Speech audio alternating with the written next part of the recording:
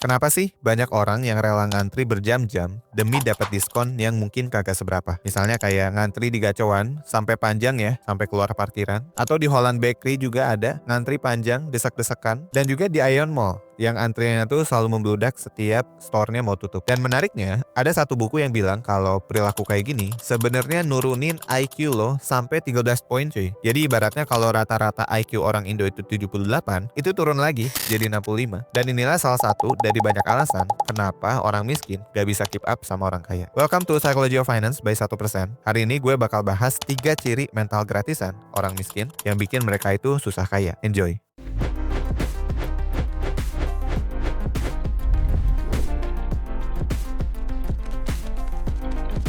Welcome to Psychology of Finance. Banyak orang mikir ngejar gratisan itu pinter karena jadi hemat. Padahal dengan ngejar gratisan, lo sebenarnya lagi kehilangan dua aset paling mahal yang lo punya, yaitu waktu dan juga privasi. Kita bakal coba bedah satu-satu ya. Yang pertama, lo kehilangan waktu yang produktif. Logikanya gini, misal kalau lo ngantri 3 jam demi diskon 50.000, artinya lo secara sadar menilai waktu lo itu cuma 16 ribuan per jam. Dan itu murah banget ya. Padahal orang kaya itu mindsetnya malah mereka tuh pengen beli waktu kalau bisa. Mereka rela bayar lebih mahal biar gak antri supaya waktunya bisa dipakai buat kerja, belajar, atau ya as simple as istirahat. Sedangkan lo menukar waktu hidup lo yang gak bisa balik lagi cuma demi recehan belasan ribu. Yang kedua, lo kehilangan keamanan data privasi. Lo kadang sadar kalau data pribadi lo itu sebenarnya penting ya. Kita semua mungkin sadar dan kita nggak mau data kita itu disalahgunakan. Tapi demi voucher diskon atau hal gratisan, kadang ya lo rela gitu menukar data pribadi lo demi dapat voucher itu. Dan fenomena ini disebut sebagai the privacy paradox. Misalnya ada promo voucher makan 50.000, tapi syaratnya tuh harus download aplikasi yang kasih izin untuk akses kontak, kadang sampai ke galeri, dan itu lo langsung gas aja. Atau juga misalnya kayak photobox gratisan yang suka ada di stasiun, lo langsung tuh tertarik tanpa mikir alamat, nomor HP, atau tanggal lahir yang lo kasih itu bisa disalahgunakan atau enggak. Dan ini sebenarnya bad deals banget ya. Dan mungkin banyak dari kita yang mikir,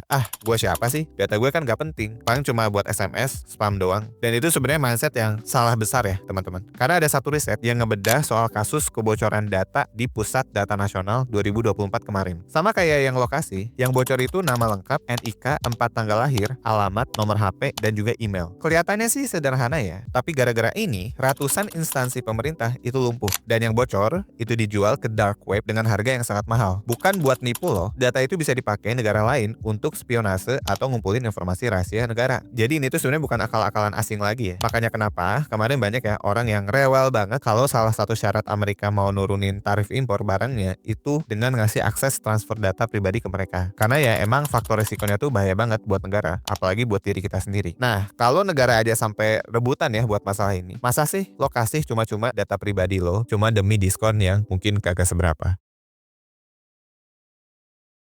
Mental gratisan itu seringkali gagal ngitung cost per wear atau cost per use. Mereka lupa ya cara menghitung nilai barang yang bener karena ketipu sama harga murah di price tag. Contoh simpelnya, misalnya nih, lo bela-belain datang ke resto daripada pesan ojol karena kemahalan ada biaya ongkir plus aplikasi. Padahal kalau lo ke resto, itu kan ada resiko lo ngeluarin biaya bensin, biaya parkir, plus tenaga dan waktu lo yang kebuang di jalan. Dan bahkan juga di beberapa resto kan itu gak ada sistem booking ya. Dan lo bisa aja datang ke sana, lo harus ngantri panjang, atau lu masuk waitlist dan akhirnya kan nuker waktu lu gitu sama resto itu kan. Dan kalau di total, biaya hemat dine-in lo itu bisa jadi lebih boncos daripada ongkir ojol tadi. Dan kondisi ini tuh bisa dijelasin ya sama salah satu ekonom di teorinya yang lo bisa coba lihat di layar. Alasan orang kaya makin kaya adalah karena mereka belanja lebih sedikit. Nah, maksudnya gimana? Dan ini bisa dianalogiin sama satu konsep yaitu Boots Theory. Orang kaya itu beli sepatu kulit bagus, harganya tuh 2 juta atau mungkin bisa sampai 10 juta ya. Tapi awet 10 tahun.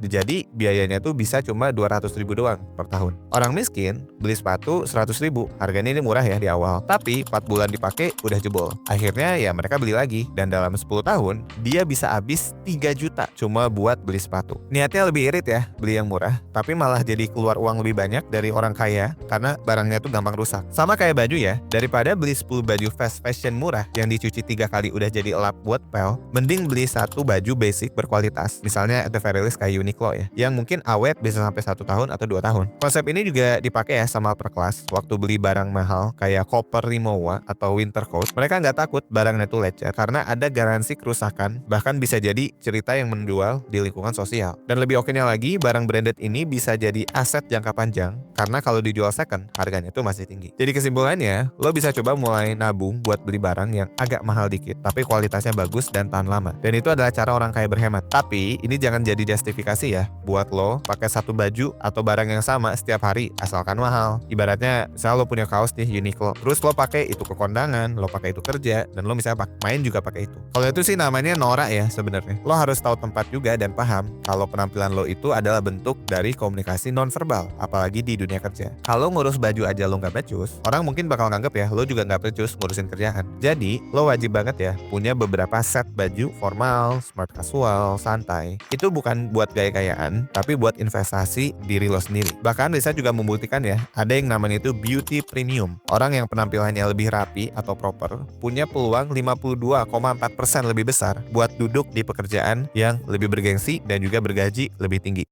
Oke guys, sebelum lanjut gue mau ngasih tahu info buat lo yang lagi ngerasa bingung, ngerasa stuck sama hidup akhir-akhir ini. Entah itu soal karir, pendidikan, hubungan, keluarga, pernikahan, atau hal-hal personal lainnya. Sekarang 1% tuh nyediain psikotes premium. Di dalam psikotes premium ada berbagai pilihan tes yang dirancang buat ngebantu lo lebih paham siapa sih diri lo sebenarnya, supaya lo bisa ngambil keputusan hidup lo dengan lebih baik. Psikotes ini tuh ngegabungin berbagai jenis tes psikologi profesional. Jadi setiap lo beli, lo bakal dapet beberapa psikotes, disatuin reportnya jadi puluhan halaman untuk hasil yang akurat dan personal. Lo bisa baca puluhan halaman ini, dan yang paling keren, kalau lo nggak ngerti atau lo ada pertanyaan, lo bisa dapet insight lanjutan lewat konsultasi bareng expert dari 1%, langsung berdasarkan hasil tes lo. Langsung aja kunjungi 1.bio/psikotes premium buat info lebih lanjut.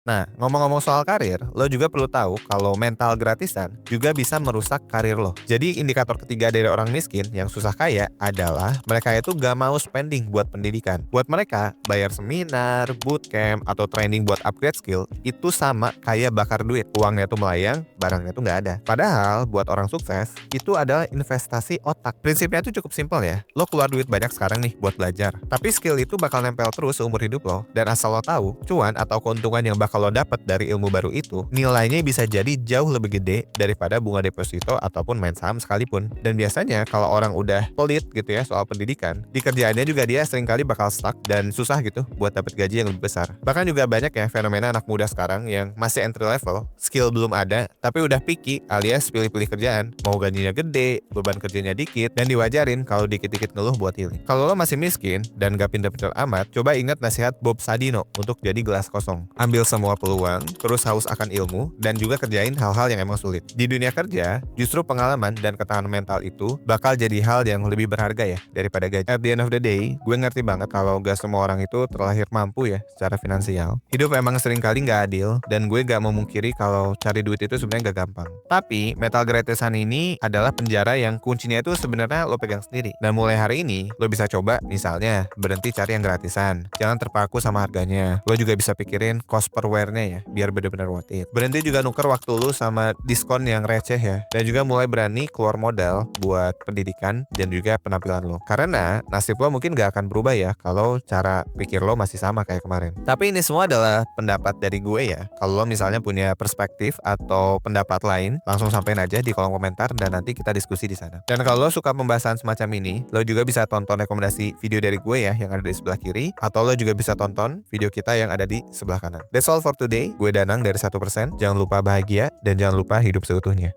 Thanks.